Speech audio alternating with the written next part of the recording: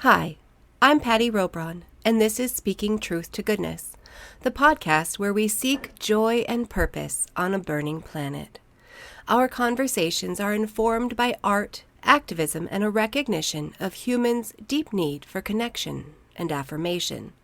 The current series we are in, with guest host Michaela McCormick, begins in episode 1. In this episode, we explore the profound way in which parenting has the potential to transform society within a generation. We discuss our need for struggle and struggle with the idea of knowing how to win without domination.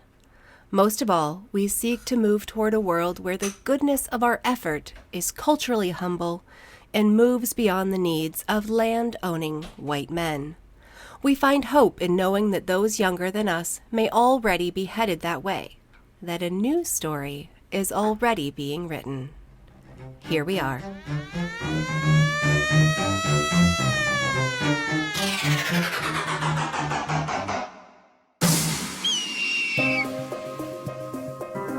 When I was a kid, I was 10, I went to a little funky fair event. It was a small town in Oklahoma. And for 10 cents, you could see 2 white bats, which turned out to be baseball bats painted white. Oh, no. Somewhat disappointing. Yeah. Sad, because bats are really cool. A sucker born every minute. And they knew it. Everything is falling into place, including me. I just fell into place. Yeah, you did that very well. Wow.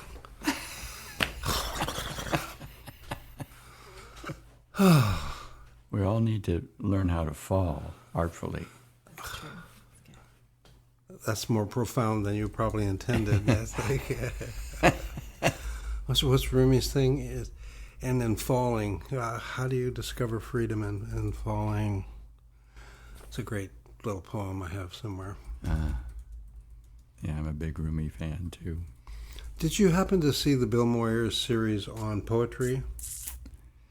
I don't think I There's did. one whole episode that's Coleman barks on Rumi. Oh. Now you're the background sound in recording. So can I call you later? Oh, you're on the phone, honey? No, we're recording a podcast, and you're now part of it, and we're going to keep this piece. Ladies and gentlemen, that was Lorraine Shear. Hi, Lorraine. Like a very loud oh shit. Kind of that. So I'm hanging up now. So have fun. So sorry. Bye. to interrupt. Bye. Ready? Absolutely. All right. So where were we? Yeah. There's a great photo book from maybe the 1970s of families all over the world. And the epigraph is, there is one child in the world, and her name is all children. And somehow, even back, 60 years, 50 years ago, it's like, yes, there's one child in the world. And every time we care for a child, we're caring for all children. And in my world, we will be required to do that. Yeah. Oh, no, I just love that image of how we treat our children and the world we create for them is such an easy vision to try to achieve. Mm-hmm. It's concrete. And actually, you could do it with children. I mean, in other words, it's not just an idea, but the degree to which we're really open to the energy of children, we are enriched and engage in a different way in trying to create the world we want, at least for me. I have always thought that if parenting practices changed 100% in one generation, we could have an entirely different society. Yeah. You know, if it was possible to have kids grow up without some of the traumas that they experience in everyday life because of capitalism and patriarchy, of course, what would the world be like? I don't think we would recognize it, honestly. I never wanted to have children. No? because I saw it as the ultimate responsibility, and I didn't think I could take it on. And as it's turned out, that was the right decision, because I've gone through so many changes. It would have been very difficult to take children through all of that.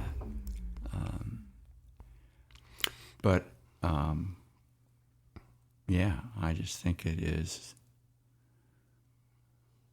Parenting is a key role in making the world we want.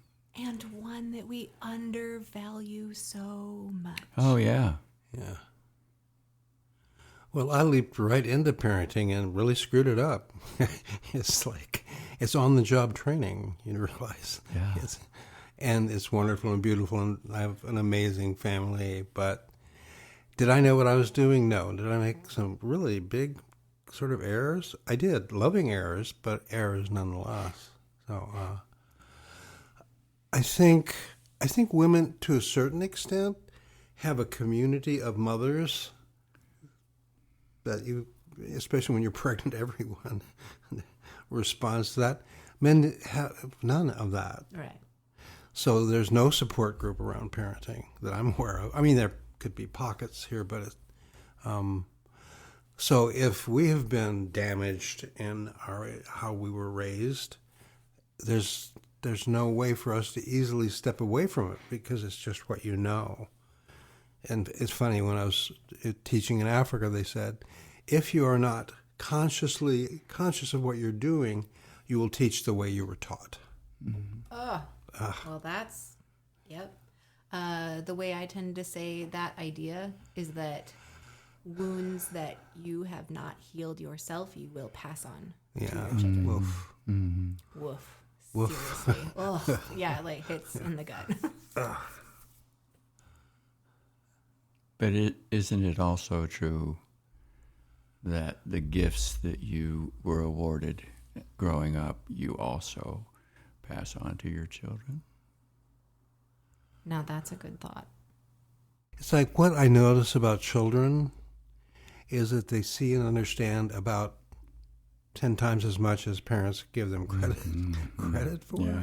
Absolutely. So that really what they're internalizing a lot is how you treat other people. So, I mean, I think my kids would say that they learned about how to treat people from watching how we treated people. So that message is much more powerful. So if your parents are mistreating people, that's a deep wound that would be difficult. It's difficult to unpack. So what I find interesting is we're talking about how to find joy and purpose on a burning planet, and we start with children. We start with something concrete, something real, not ideas about what things should be. Those will come too, but more about why it matters. And the fact that since each of us, to a greater or lesser extent, have control over how we are in the world with children and each other and across lines of difference and language and culture and gender. We have control over that. And if we took that power, we would move forward. Would it solve all the problems? No. But it would make it more possible, seems to me. Mm-hmm. So, yeah. If nothing else, it would likely raise the level of resilience in kids, I think. And that alone is a pretty important skill to have, to be able to weather the storms that life will bring despite our best efforts. Mm. Yeah, that's true. Someone a long time ago, like in the 60s, said that people who wish for their children that they be happy are fools. He said, what you should wish for is that they learn to live with pain gracefully. Mm. I think we're shallow in our hopes for our children. It's to have a house or a fancy job or, So close your ears. So Patti, as a parent, inspires me completely. I mean, the capacity that she has to be with her maniac, amazing, lovely tweeners, 12 and 14, is a work of art that I get to experience every time I go there. And it creates you. That process is so in other words, in the process of reaching out to other people and incorporating their worlds, we grow stronger. And it carries over. If you get in the habit of, for me, difference is delight. It's not danger. So I'm actually kind of wired to want to experience new people, new things, so I can grow and get those. I see it as a gift, and I have ever since I was in Africa, which was almost 60 years ago. Yeah. I think I've chosen that too in my life, to seek out people who are different, not consciously, it wasn't a plan. It's just I was from very early on drawn to people who are different from me, and I've to my immense advantage, you know. Yeah. This is confirmation that that is something we all have in common. Yeah, because I find that I only have my one experience. You know?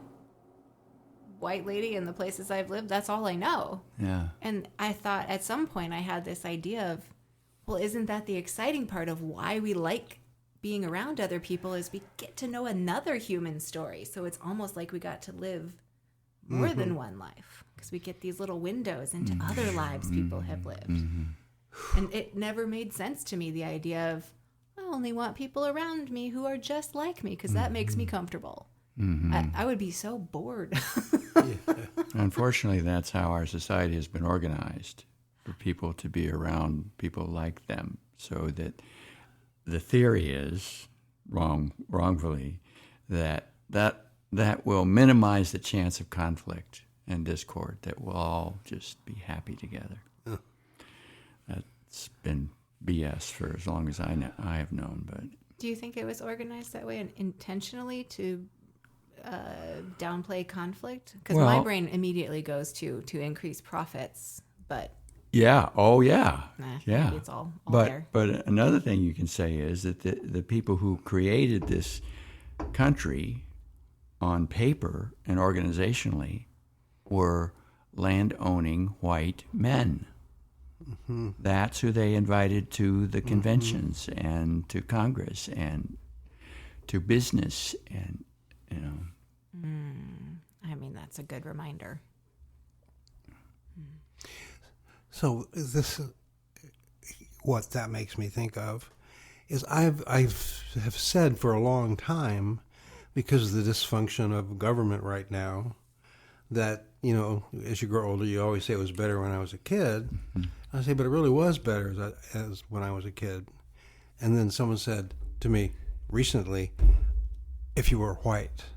Yeah. And I thought, fuck. What's wrong with me? Yeah. It's like, so it's very difficult to think outside your direct experience. I mean, I have lots of experience. I lived in Africa for 3 years, and more experience with communities of color than most men of my generation. And yet, still, my default setting is privileged white male. I mean, that's, yeah. So how do we keep this discrepancy present always? I don't know that. I don't know how to do that. Jerry, say more about what you mean by the term this discrepancy. It's almost as if there are parallel universes going on at the same time in the United States. One is white privilege. Women get to draft behind male white privilege. And then there are all the other communities, the Indigenous people, my ancestors. And and they're bumping up against each other, but it's almost as if they're different worlds. So that makes a true difficulty, and it takes energy and effort to even partially move across that difference. And I think as a white male, it will never be easy for me to fully understand, and I'm smart enough to know that I can't, the experience of other people. I'm sensitive to it when I remember to be. I mean, when I'm alert. And then I just default to saying things were better when I was a kid, without saying, if you were white. Yeah. You know? So it's really difficult. It's like deprogramming, Patti. Yeah. We need to be deprogrammed. Yes. I don't think we have any concept for what our programming was like. And I guess, how do I frame that? Well, I'm coming from very intentional programming, which I would call indoctrination, that was of a fundamentalist Christian nature. And so I've been trying to draw out these ideas of, since I can see rather well how the indoctrination worked in a church context, I'm trying to see how that same thing is being and has been enacted by our society as a whole, in some similar ways. You know, it's just a little more. It's not as obvious because it's normal. I'm putting finger quotes on that. Right? When things are normalized, all of a sudden we have this problem where we lose our ability to see it clearly. Right? Yeah, we don't notice it. It's like fish swimming in water.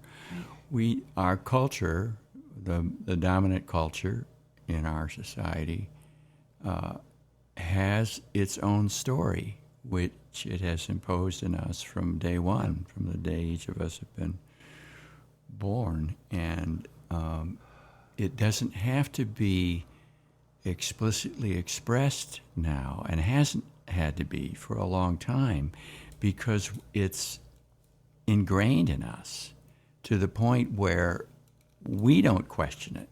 You know, we just live it. That, you know, Right. And it takes a special effort, as you pointed to earlier, Jerry, to really pay attention Absolutely. to other people, to other cultures, to other identities.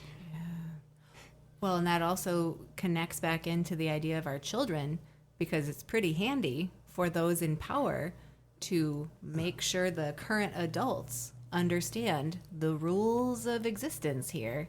And they know that if that is fully enveloped or enmeshed with those people, they're just going to go ahead and propagate that to their kids. And it doesn't have to be quite as big of a campaign to keep control over the population with those things. Because the parents did it for them. So in 1969, sort of, I was at UCLA, and the radical community was quite strong, and radical presence was quite strong on campus. So we negotiated to have an alternative, what's the word? Orientation. Yes, that's the word I'm looking for. So the university would do its orientation, and then we, the outcast wild people, had our own, to debunk what they'd just been told. Yeah, guess what? None of that was true. And I said the longest run-on sentence I have ever said, and I still remember it, which is, the university wants to make each and every one of you as much like each and every other one of you as is humanly possible, and to convince you that this narrow range of possibility is freedom. I don't know where that sentence came from, but it has stuck with me all these years. So it is that instead of treasuring difference, it becomes a negative value for the society, which it is, the dominant society, but it's trying to make people, and it's working. I mean, they are staying in their lanes. It seems to me, both emotionally, politically, everyone is somehow numb, so they're just in this channel. And they're not fully aware of it, don't necessarily want to be, and I think I feel personally lucky that I've had enough experiences to actually, even in a limited, incomplete way, see the world around me, care about it, and try to figure it out. So I feel really lucky.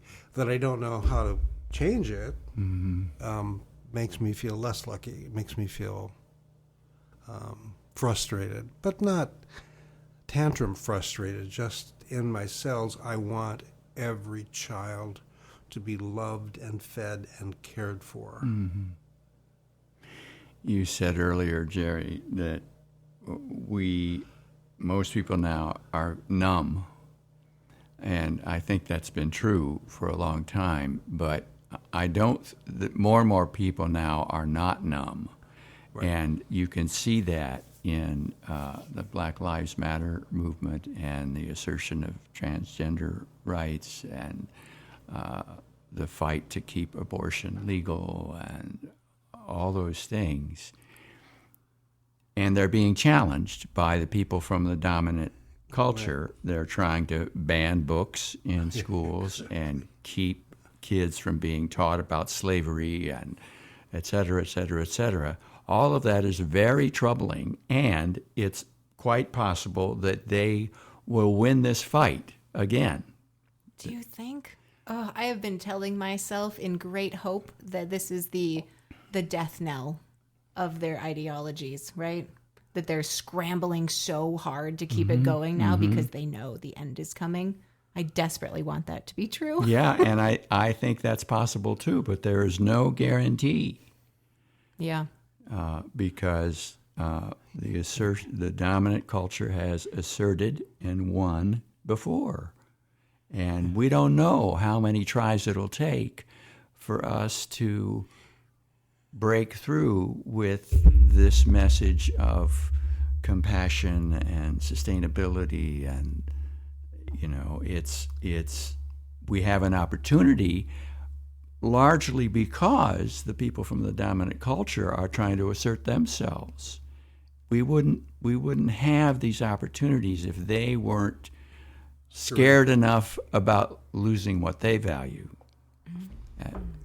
as they are. So the conflict is necessary, and knowing how to, for those of us who are working for a liberated society, knowing how to win without dominating seems to be paramount now this time. I think every other social struggle for freedom and rights and compassion ended up being about asserting power over others. Yeah. And we have to find a way today to find and act on our agency without bludgeoning the people who disagree with us. That's very, very difficult, but we have a better chance this time than ever before. That sounds like a key point to guide all of our concrete thoughts. It's one of the things that occurs to me is it's not easy to figure out how to bridge generational differences, right? So I feel that in some ways, as an elder, which I actually am, our responsibility is to support and sustain the young. The question is, how do we get there? Yeah. And it's not, I don't think it's an impossible question. I find for me, my general practice is and I'll probably talk about it more, this idea of cultural humility, understanding what you can understand and knowing what you can't, knowing that someone else's experience is real, tangible, and painful, and for you, there can be compassion, there can be empathy. For me, there often is, and it's painful. And then, if you are the present, and if you are paying attention to them and not yourself, there's a good chance that an opening will be created. Mm-hmm. But I'm so limited now physically that I can't get there. So that's a frustration for me. So again, I come back to Patti and her children. I mean, I still don't understand this one. We're talking about something, and they're listening to us because they are eavesdroppers. They're born eavesdroppers. And then simultaneously, they both start chanting, "Late stage capitalism, late stage capitalism." What the fuck? It's like, who are these children? And what has been done to them? That they're chanting the truth. For them. Thank you for that. They're chanting the truth, even if they don't entirely understand, nor do I, the reality of late stage capitalism, but that's what it is. And that's a challenge. Yeah. That's a challenge. Well, I feel like it's capitalism is like this vacuum, right? Like this big suction that's been at the top. And it worked for a while, right? Because the suction was like making the air move and things flow. But as it went on, it just keeps sucking everything up to the top and leaving a vacuum in its wake. And that's where we're at. Yeah, I think so. If I would, sum it up too succinctly. Mm-hmm. Yeah. Well, so far it sounds like cultural humility, being people who work for liberation, and the upcoming generation have risen to the top so far in our quest to define our visions for a better world. Yeah. Oh, it's so difficult. I mean, but what I understand is, and Michaela, I know that this is important to you in the climate movement, is as long as we're using a European model led by Europeans, we're probably not going to be successful. That we need the indigenous perspective. We need the indigenous of the people in, South China, South Asia, and it takes energy to do that. So we have to find that energy. I'm going to go cough now. I'll be back in a minute. Do you know, Patti, when you were in these conversations, you're just amazing.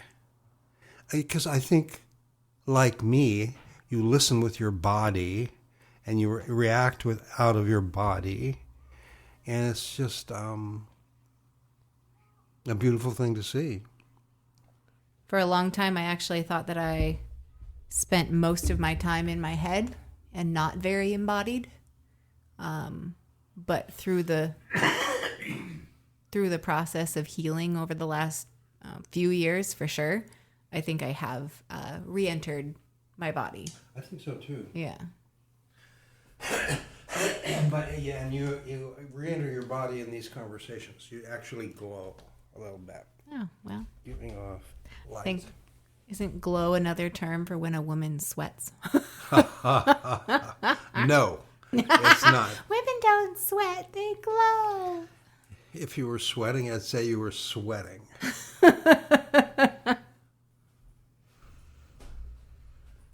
That Michaela can hold a thought for more than 30 seconds is so impressive. I know. I can even do it for 31 seconds. So I wanted to respond to what you last said, Jerry, and with this thing about we can't rely on the leadership of Europeans to bring the change that we want, that we have to pay attention, we have to listen to Indigenous people in particular, but other people who have been marginalized. Right. And I just finished reading a book that I want to share with you called The More Beautiful World Our Hearts Know Is Possible. I feel like I've heard of that. Well, you may have. It's 10 years old. It's written by Charles Eisenstein. And I know you don't read a lot these days, Jerry, but you can get this as an audiobook if you're interested. Anyway, I highly recommend it. And his main part of his message is that we need to change the story we're living.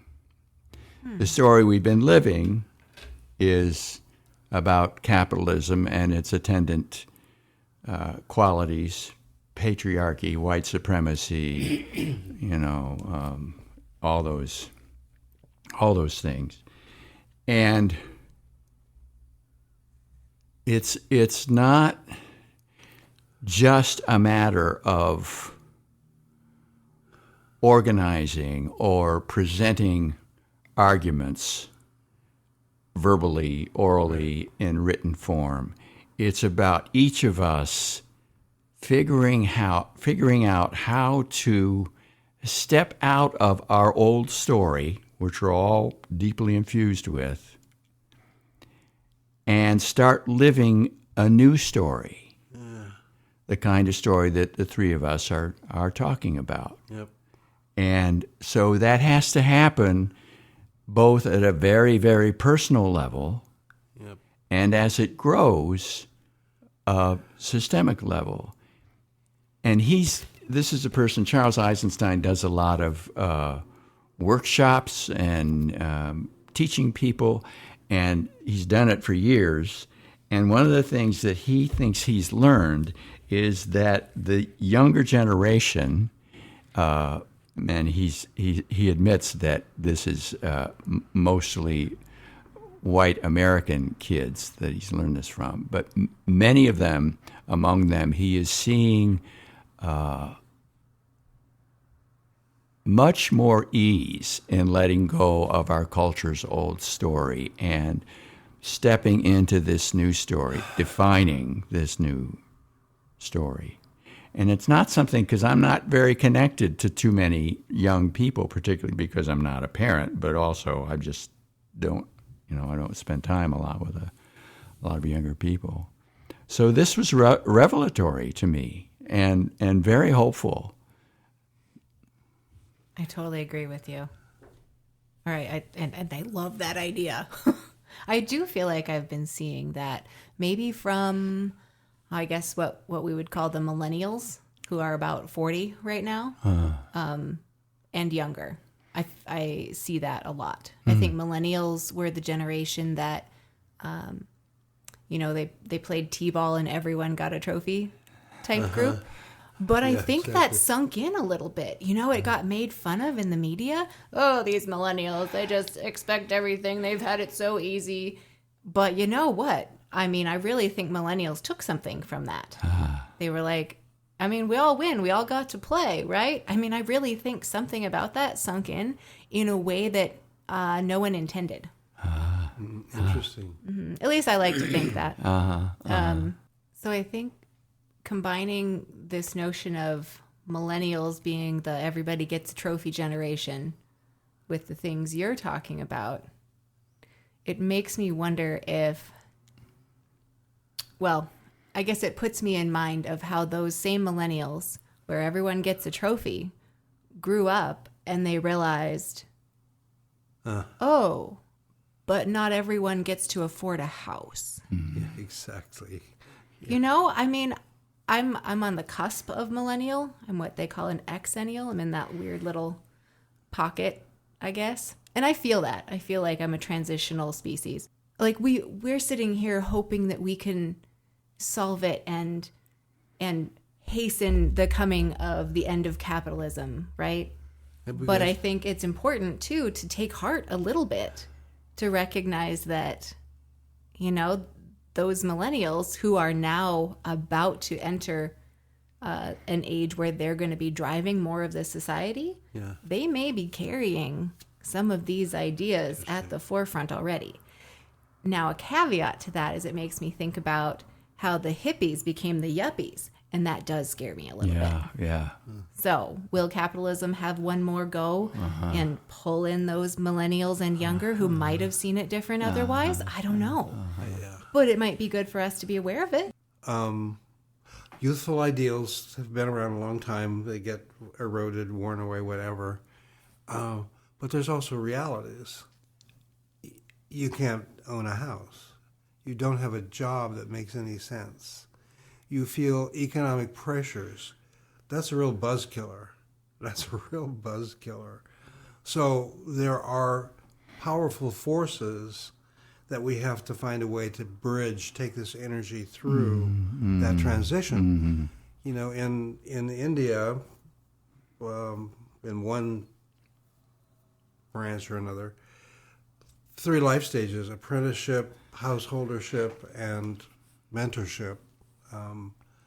So you learn all the ideals as a young person, then you have to deal with the reality of family and life, and then at the end, moksha, that's the term I was looking for. Then you come back to all those principles from your youth and embody them. But there's this abrasive period in between youth and elderness that's difficult. Mm-hmm. Are you saying I'm difficult? What did you say? Are you saying I'm difficult? Can we talk later? We almost got in a full fight last night over the word intention Oh, wow. and the idea of desire. So, She's very more to come. combative. If you push the wrong button, look out. She's a wild animal, too. Well, where do you think my children get it I'm from, not Jerry? saying, not saying which animal. I would call that fierceness, and I want to honor it. Thank you, Michaela. For those who are watching the film of this, which doesn't exist, I just raised my arms in triumph on behalf of Patti. And we'll leave it there for today. Thanks for joining us. It's clear that the path to a more compassionate and connected society lies in our collective hands. Let's carry these insights forward, committing ourselves to actions that build bridges and heal divides. We look forward to continuing this conversation in the next 2 episodes from this discussion, where we look deeper into grassroots movements and the role of technology in shaping a better future. I'm Patti Robron, and my co-hosts have been Michaela McCormick and Jerry Atkin. Until next time, keep speaking truth to goodness, because goodness is all around.